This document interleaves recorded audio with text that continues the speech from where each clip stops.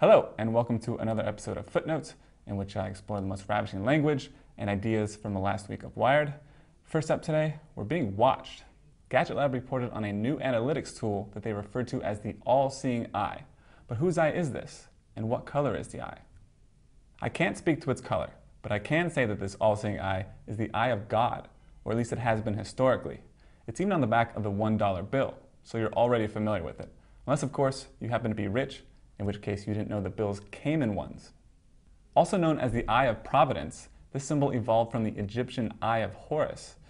Christianity adopted it as a symbol for the Trinity, and in 1776 it was included in a mock-up of the Great Seal of the United States, which for some reason looks like it was drawn on a cocktail napkin.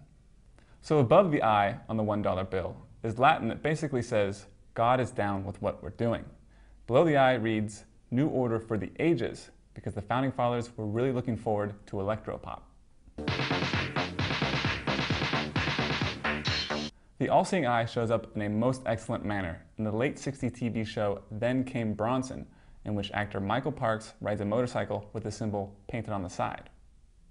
Parks had 3 years earlier starred as Adam in the movie The Bible, In the Beginning. Coincidence?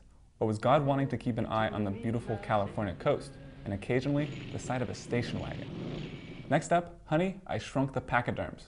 Wired Science explored the evolution of the Komodo dragon, which is thought to have once preyed on pygmy elephants on the islands of Indonesia. So a pygmy species is just a smaller version of an animal. But where does the word pygmy come from? It derives from the Greek, meaning so adorbs. No, it doesn't. It means dwarf. In Greek mythology, the pygmies were only about a foot tall, and legend has it that they once swarmed a sleeping Hercules, only to be scooped up and kidnapped.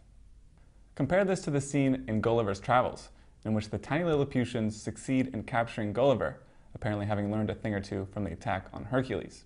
The term pygmy has also been used to describe various peoples, who happen to be shorter than the Europeans who stumbled into their villages.